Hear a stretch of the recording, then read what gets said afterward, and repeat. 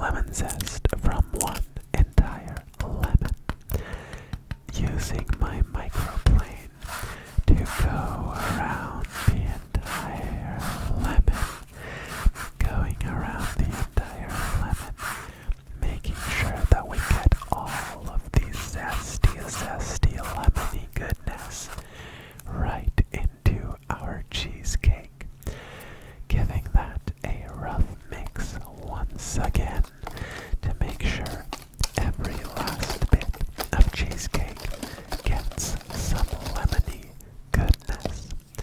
Now we have this tiny, I guess it is a mill of sorts that has little chunks of dried vanilla pods inside of it.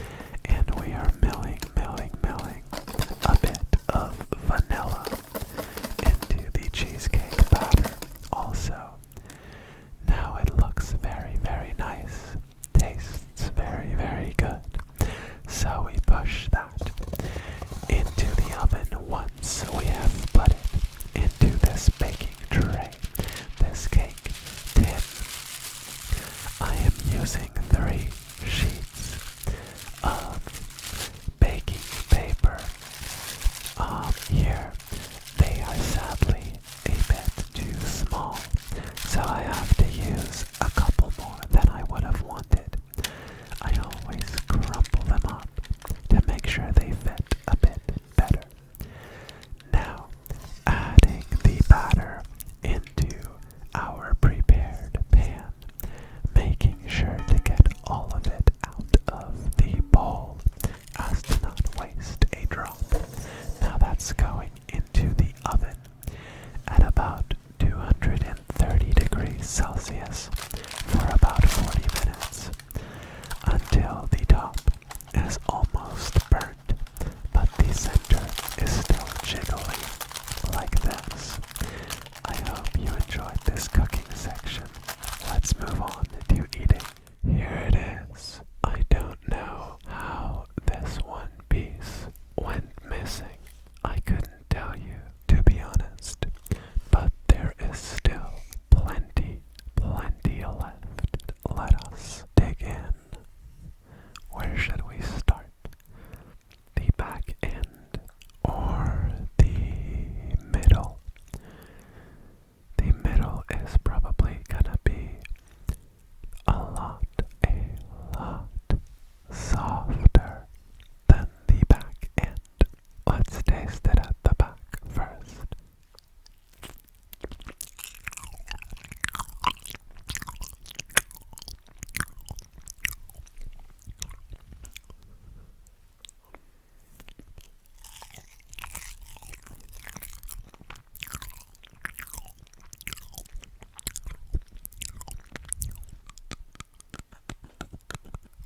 That is super creamy and delicious. I don't know if I can taste the homemade ricotta in there, but I suppose if I had 2 different cheesecakes and tasted them side by side, I'm sure I could tell a difference. There is a quite pronounced lemon flavor to this, which tastes very good.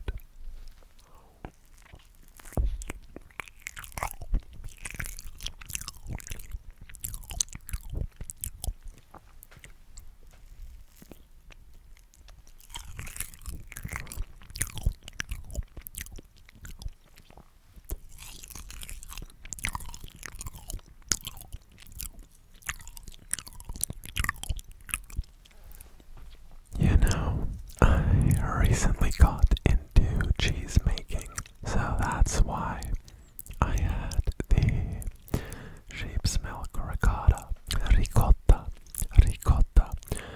to cook again, re-cook, which is what ricotta is. Because after making your cheese, you heat up the whey and you get ricotta. And after I bought my whole wheel of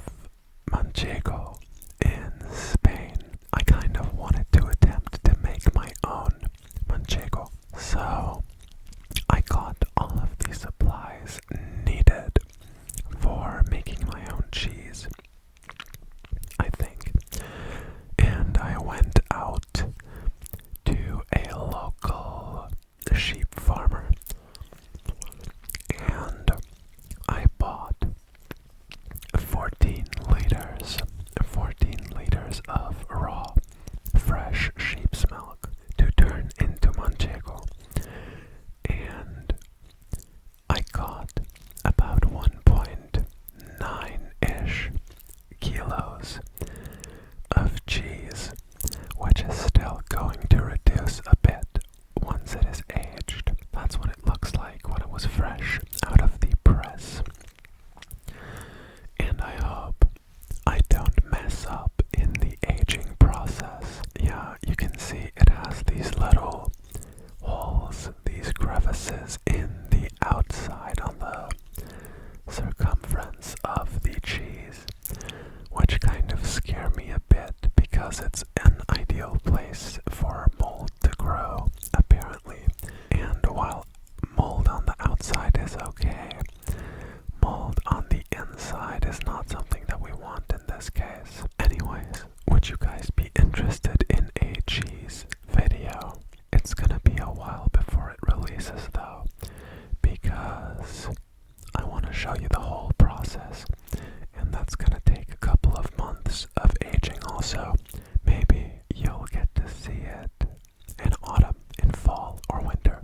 Maybe I'll make a bunch of different cheeses, and then we can have like a cheese board type video.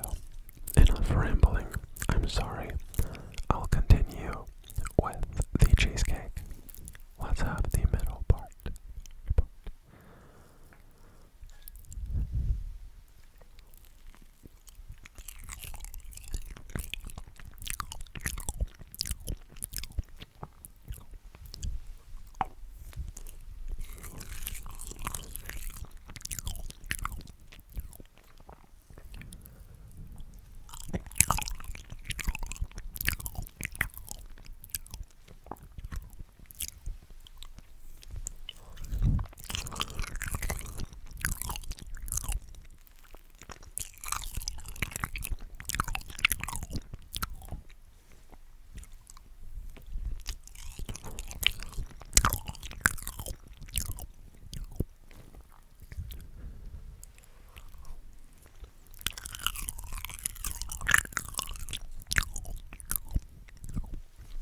The middle section is so soft and creamy.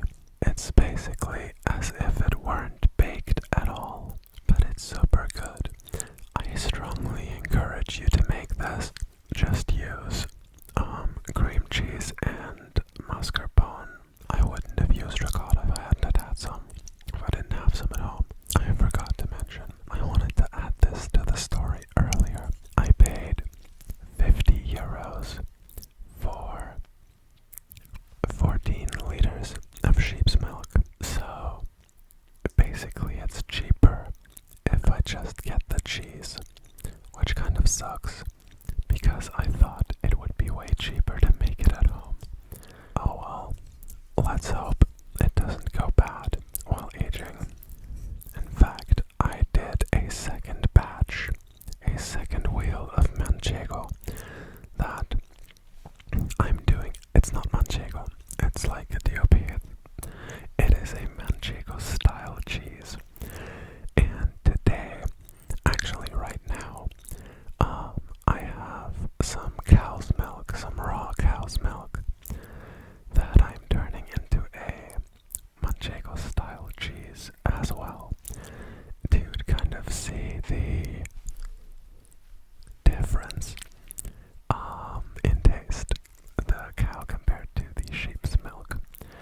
And right now the rennet is coagulating the milk, and once I am done eating this cheesecake, I will go cut it and then stir it for an hour, and we'll see.